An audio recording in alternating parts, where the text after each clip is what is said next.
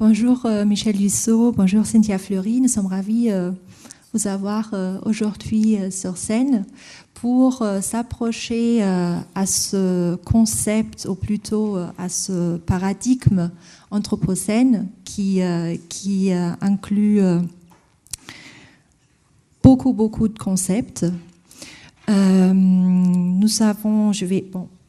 Olivier vous a rapidement présenté. Moi, je vais peut-être présenter un peu plus.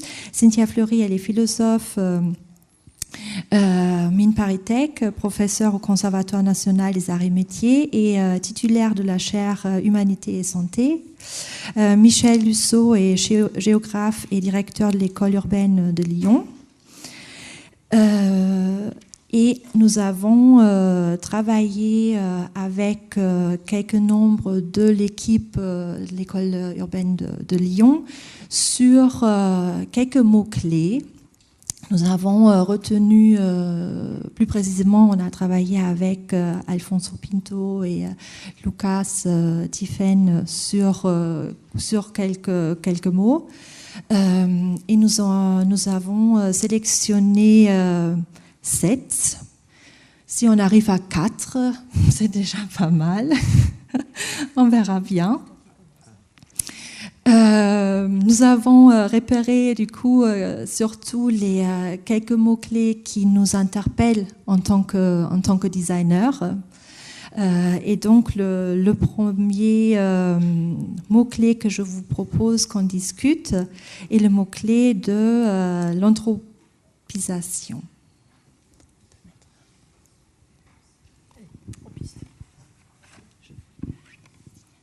D'accord. Bonjour à toutes et bonjour à tous. Merci d'organiser cette discussion. C'est un grand plaisir de converser avec Cynthia ce matin ici. Et on commence très fort. Donc nous avons la journée pour le mot anthropisation, qui est un mot d'ailleurs faussement simple et très discuté et très débattu, y compris par ceux qui, par exemple, aujourd'hui, estiment qu'on ne devrait pas parler d'anthropocène, mais de capitalocène, de thermocène, de ch'touloucène, de catastrophène. Enfin, j'ai recensé plus d'une soixantaine de termes qui se proposent de dire la même chose qu'anthropocène, mais sans utiliser anthropos et kainos, c'est-à-dire sans utiliser en tout cas la première partie du néologisme. Ce qui pour moi est une erreur d'approche paradigmatique, mais bon, nous y reviendrons peut-être, et que je vais peut-être d'ailleurs essayer de l'expliquer rapidement à partir du mot anthropisation. Je crois qu'en fait, l'anthropisation, c'est un processus qui est extrêmement ample et complexe et qu'il faut le comprendre comme ça, peut-être pour considérer le mot anthropocène avec sérieux. Anthropisation, c'est en effet, au premier chef, un mouvement qui est un mouvement, j'allais dire, biophysique. L'anthropisation, c'est le mot qu'on peut utiliser pour décrire l'apparition hasardeuse d'une espèce particulière à un moment de l'histoire de l'évolution du système biophysique qu'est la planète, et à un moment très récent dans cette évolution. Une planète qui, je rappelle, a existé pour l'instant, pour la plupart du temps, sans anthropos, et qui pourrait exister sans anthropos. Enfin, sauf, évidemment, si vous avez des visions du monde qui sont celles du dessin intelligent ou des visions religieuses, on peut considérer que le système biophysique planétaire, c'est-à-dire cette petite chose infinitésimale dans un univers infini en expansion, n'a pas de nécessité de connaître cet humain autre que la nécessité liée au hasard de l'évolution. Donc, depuis quelques centaines de milliers, quelques millions d'années,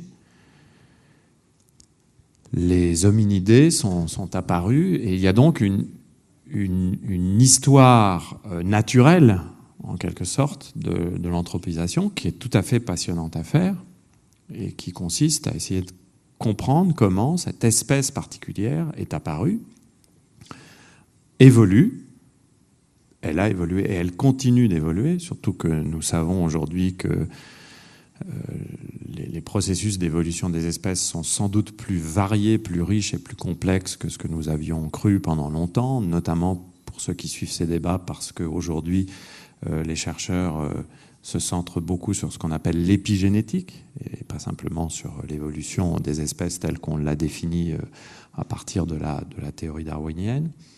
Donc il y a une première dimension du processus d'anthropisation qui est tout simplement une dimension qu'on aurait pu appeler jadis une dimension d'histoire naturelle de l'espèce. Et cette espèce qui apparaît dans ce système biophysique planétaire, qui est un système de systèmes, un système d'écosystèmes particulier, cette espèce qui apparaît, elle apparaît en influençant ces écosystèmes de niche. Voilà. Comme toutes les espèces fabriquent leurs relations à leurs écosystèmes. Il n'y en a pas une qui échappe à la règle. La seule chose qu'on puisse peut-être reconnaître, c'est que cette espèce curieuse qu'est l'espèce humaine a une relation de fabrication peut-être plus intense, et notamment à partir du moment où l'être humain se dote d'artefacts de plus en plus puissants. Mais globalement, l'histoire naturelle de l'espèce humaine, on pourrait presque la raconter de manière froide, comme l'histoire naturelle du chêne ou de l'amibe ou du virus. On peut la raconter d'une façon très, décontractée. Et elle est tout à fait passionnante, et elle se continue, puisque l'espèce humaine continue d'évoluer. Et elle continuerait d'évoluer même si nous avions un contexte socio-historique et politique différent. Donc il y a une première dimension de l'anthropisation qui est la dimension simplement, de l'insertion de l'espèce dans un système biophysique. Et en soi, c'est tout à fait captivant à étudier, puisque aujourd'hui, la biologie, en particulier, n'arrête pas de découvrir de nouvelles modalités d'interaction entre cette espèce et ses environnements biophysiques. En particulier, toute la bactériologie, toute la microbactériologie, toute la biologie de ce qu'on appelle les microbiotes, ou la biologie des biomes, c'est-à-dire tous ces chercheurs qui essayent de comprendre l'interaction entre les vivants, quels que soient ces vivants, à travers l'observation des bactéries, des virus, des micro-organismes qui n'arrêtent pas de circuler. Donc cette dimension de l'anthropisation, il ne faut absolument pas la laisser de côté. Elle est tout à fait fondamentale si on veut comprendre l'Anthropocène plus encore. Puis il y a une deuxième dimension, qui est une dimension que j'appellerais historique, c'est-à-dire qu'il se trouve qu'en s'insérant dans des communautés biotiques, dans des environnements vivants et inertes, en tout cas inertes, non vivants, cette drôle d'espèce a installé de plus en plus des habitats, qui sont des habitats qui se sont artificialisés, c'est-à-dire qui se sont appuyés sur la maîtrise de plus en plus grande d'artefacts. Habitat, très joli concept, qu'il ne faut absolument pas réduire au logement, mais revenir au contraire à l'origine du concept d'habitat qui, vient de l'histoire naturelle. L'habitat, c'est l'espace de vie d'une espèce. Ni plus, ni moins. Donc il y a un habitat humain qui est l'espace de vie de l'espèce. Et l'espace de vie de l'espèce humaine a comme caractéristique, c'est qu'il est désormais un espace de vie qui est à la fois entièrement local et intégralement global.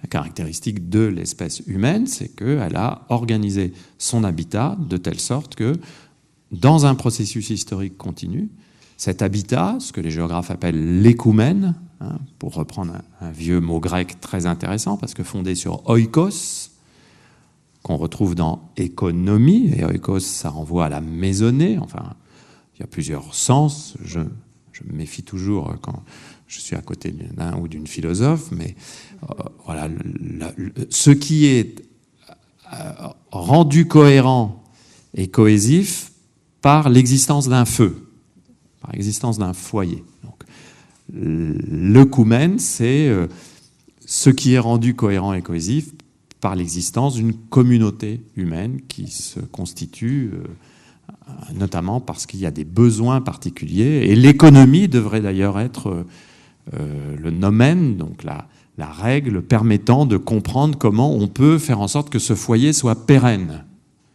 Ça ne devrait être que cela, l'économie. Et pas beaucoup plus. C'est déjà beaucoup, mais pas beaucoup plus. Donc, cette histoire sociale, économique de l'anthropisation, c'est l'histoire de la construction de l'écoumène, donc d'un habitat particulier pour l'espèce, et qui, au fil du temps, est devenu un habitat qui est devenu congruent de la planète. Ce qui n'était absolument pas le cas au début de l'expérience humaine. Si nous avions fait cette conférence il y a 20 siècles,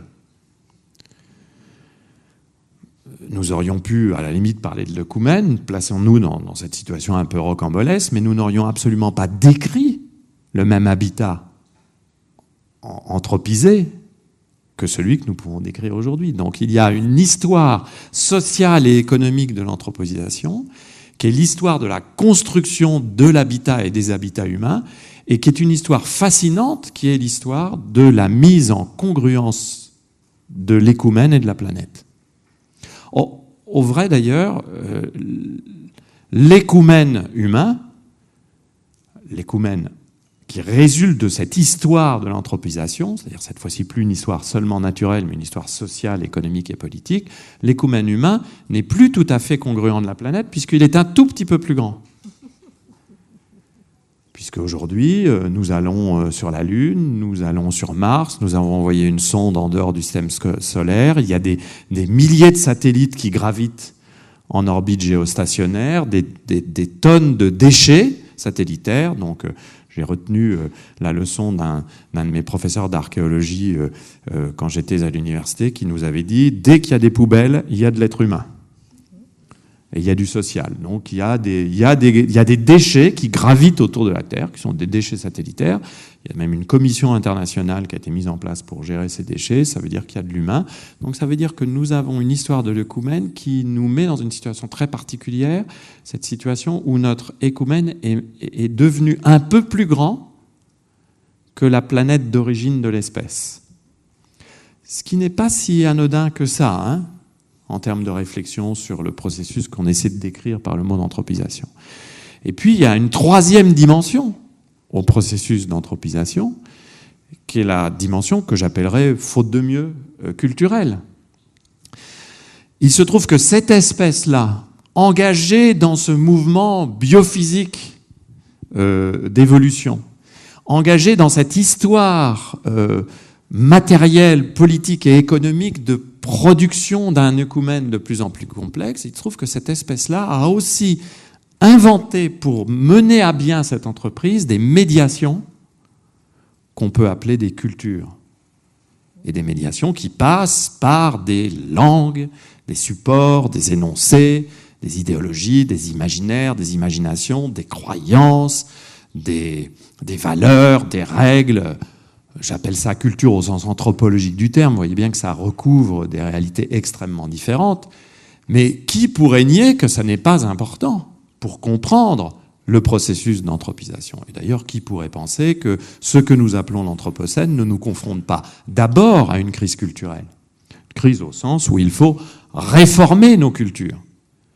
Parce que finalement, sortir de la situation dans laquelle nous sommes, de stress lié au changement global, alors petit 1, on n'en sortira pas, puisqu'on sait maintenant que ça durera plusieurs milliers d'années, quoi qu'on fasse aujourd'hui, ce qui d'ailleurs fait que nos cultures contemporaines sont marquées par un rapport au temps, on aura peut-être l'occasion d'y revenir, qui est très étrange et inédit dans l'histoire humaine. Et on retrouve là l'intuition initiale d'un grand philosophe, Hans Jonas, en 1979, dans le principe responsabilité. Cette intuition que nous devions désormais penser aussi au nom du droit des non encore nés. Ce qui veut dire que nous sommes aujourd'hui comptables du futur. Et pas simplement du présent et du passé. Ça change tout. Hein.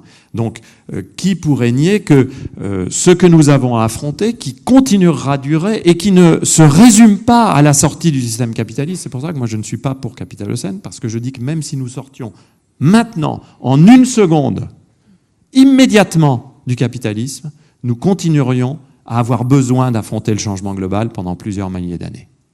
Différemment peut-être, mais nous continuerions d'avoir à traiter la question du changement global. Ce qui est aussi une nouveauté complètement radicale politiquement.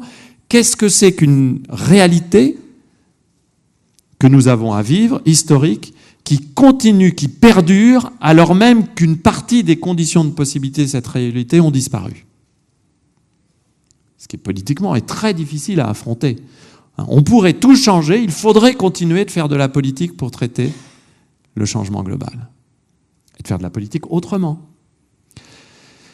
Donc, nous sommes devant un moment qui est un moment culturel extraordinairement fort. Et pour moi, l'Anthropocène, c'est justement ce mot qu'on utilise pour désigner cette période historique qui est la nôtre, où on prend conscience de cette triple réalité du mouvement d'anthropisation et de toutes ses conséquences. Et on prend conscience de l'enchevêtrement entre cette dimension biophysique, cette dimension socio-historique et cette dimension culturelle. Voilà, pour aller très vite, en étant déjà trop long sur ce que l'on peut commencer de raconter à partir du mot anthropisation. Oui, moi je vais d'abord vous dire, très heureuse également d'être avec vous et d'être avec Michel, dont j'apprécie grandement les travaux. Donc c'est toujours un grand plaisir de pouvoir être ensemble. Voilà, Anthropocène, anthropisation, je vais essayer d'être... je vais presque être caricatural, mais un peu synthétique. C'est vrai que dans un premier temps, on peut considérer qu'anthropisation, c'est l'histoire connexe de la civilisation. On pourrait tout à fait dire que l'anthropisation, c'est la civilisation humaine, puisque de toute façon, il ne peut pas y avoir de civilisation humaine sans anthropisation. Au sens, d'abord, de dire l'homme, pour habiter ce monde n'est pas habitable pour l'homme. Et donc la manière de rendre habitable ce monde, c'est déjà de l'anthropociser. Bon. Et on voit très bien qu'on ne parle pas totalement de ça. On parle d'un retournement. On parle de quelque chose qui fait que l'homme, à un moment donné, n'est pas simplement dans le processus d'habiter, il est aujourd'hui dans un processus où il crée un habitat qui détruit les habitats des autres. Ce qui n'est pas tout à fait la même histoire. Alors, rien de nouveau sous le soleil, je veux dire par là que l'homme, longtemps, a procédé ainsi, ne serait-ce que par rapport à ses autres congénères, je veux dire, la question. Mais là où c'est différent, là où il y a un seuil qualitatif, c'est sur la question, à un moment donné, d'un quantitatif atteint.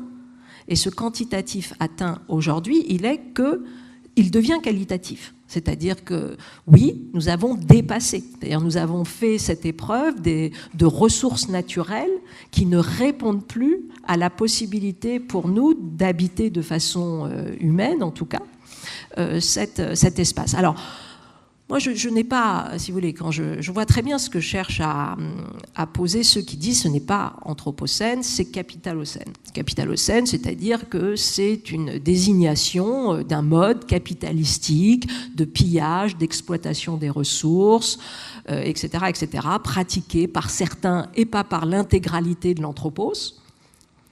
Oui, c'est vrai. Techniquement parlant, quand vous regardez la Terre, nous ne consommons pas tous de la même façon, mais le problème, c'est la culture. C'est que nous aspirons tous à consommer de la même façon. Et c'est là où la question, tout d'un coup, de l'anthropocène, le capitalocène, c'est un peu un faux-né. C'est un faux-né pour ne pas, si vous voulez, interroger tout de même tous nos processus de consommation et tous nos imaginaires qui sont des imaginaires d'ultra-croissance.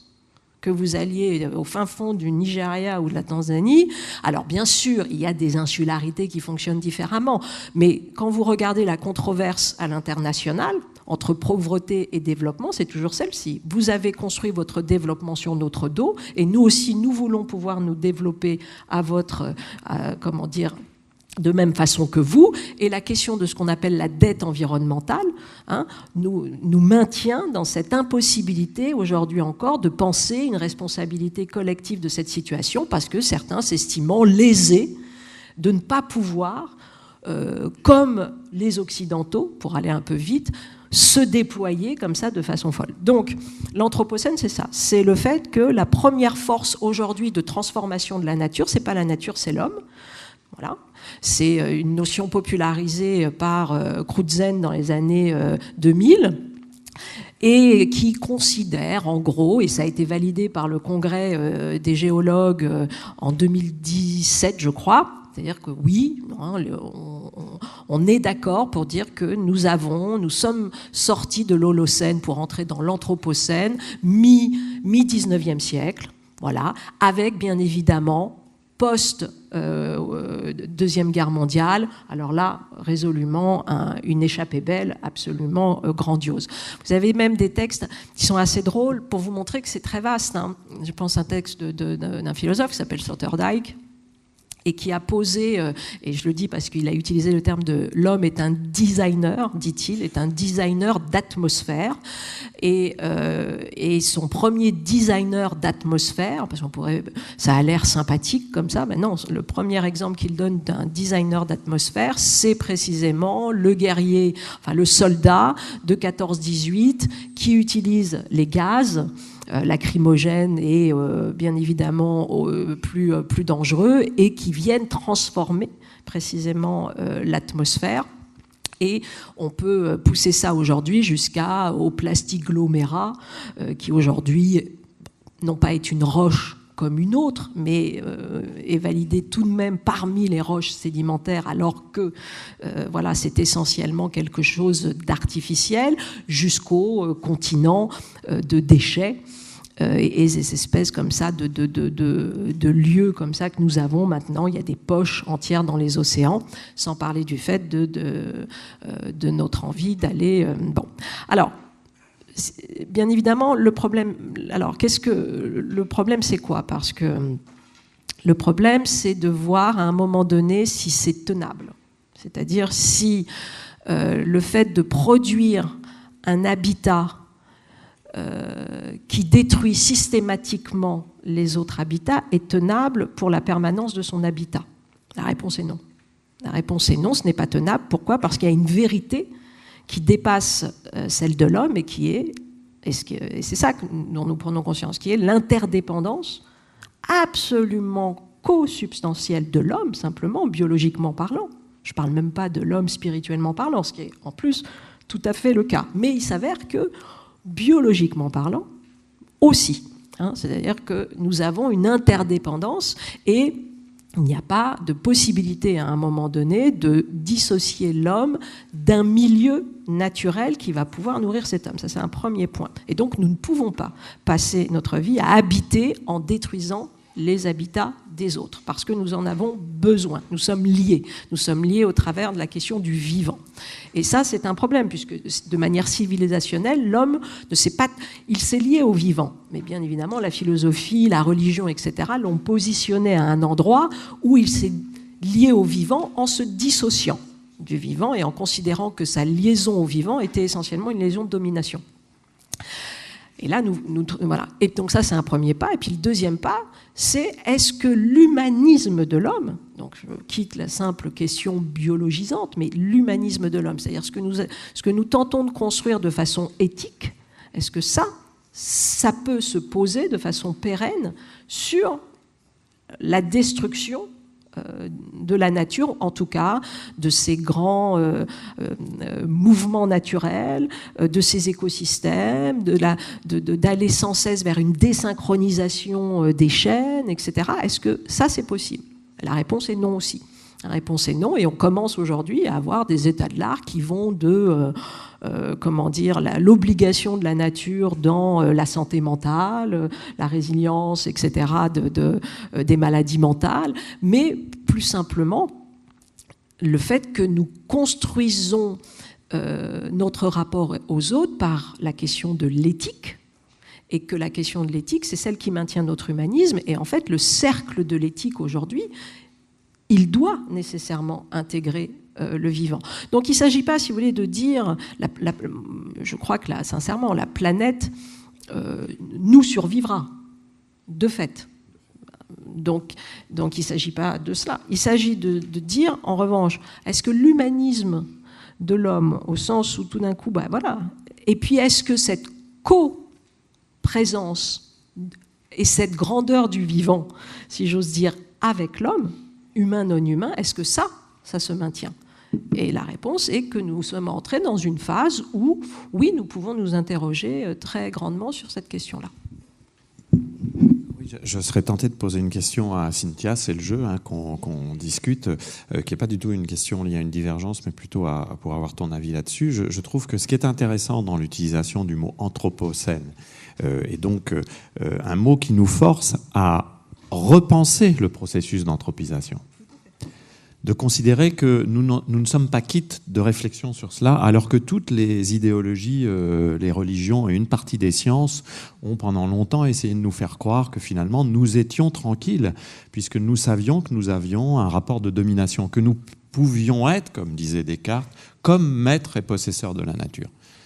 Rentrer dans une philosophie et une science de ce style, comme maître et possesseur de la nature, c'est être quitte de l'interrogation sur ce qu'est l'anthropisation, puisqu'il est normal que nous soyons maîtres et possesseurs de la nature. Il n'y a donc plus qu'à lâcher les chevaux et aller de plus en plus loin dans la possibilité de maîtrise. La question n'est plus la question de l'anthropisation, la question devient la question de la maîtrise.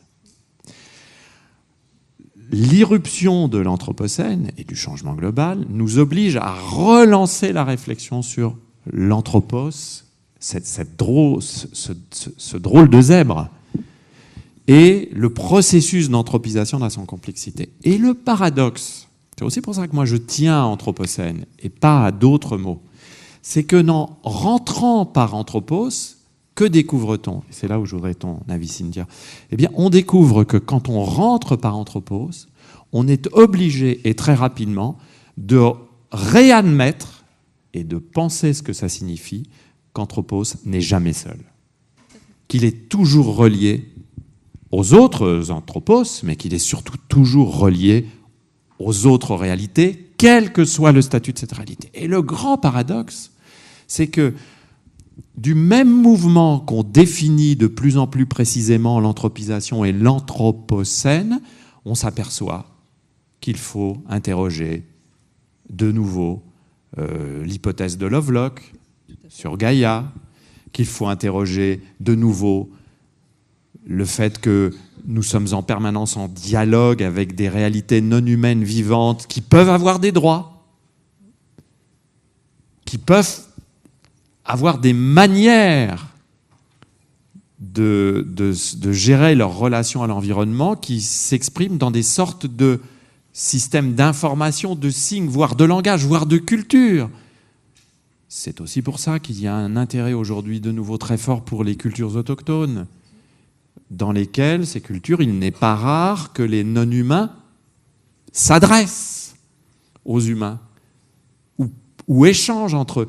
Et ce que je trouve fascinant, c'est justement ce moment où la focalisation sur l'anthropos et l'anthropisation nous fait découvrir à quel point nous sommes dans l'interdépendance permanente avec le reste. Oui, non, mais là, on partage totalement cette découverte qui pourtant est d'une évidence, je dirais, mais non. La philosophie, c'est la philosophie, la religion, la civilisation, c'est constitué d'abord, alors peut-être avait-elle besoin de cela, hein, mais c'est constitué d'abord comme une illusion de séparation. Alors, ça ne veut pas dire qu'il n'y a pas séparation, on y reviendra par ailleurs, et il faut qu'il y ait séparation aussi pour d'autres raisons, mais la question, c'est de dire la vérité, si on peut le dire comme ça, la vérité définitionnelle de l'humanisme, c'est la relation. C'est la relation aux autres hommes, c'est la relation au milieu, c'est la relation au vivant, etc. Et ça, c'est, quoi qu'on en dise, c'est assez récent. Alors, pas dans toutes les civilisations, bien évidemment, mais de manière comme ça, plus universelle, plus majoritaire, plutôt, plus quantitative, cette prise de conscience, c'est celle aussi qui est liée à l'Anthropocène. Voilà. Je ne veux pas continuer, parce qu'on peut continuer, on peut faire toute la séance sur l'anthropisation, mais on va continuer et avancer.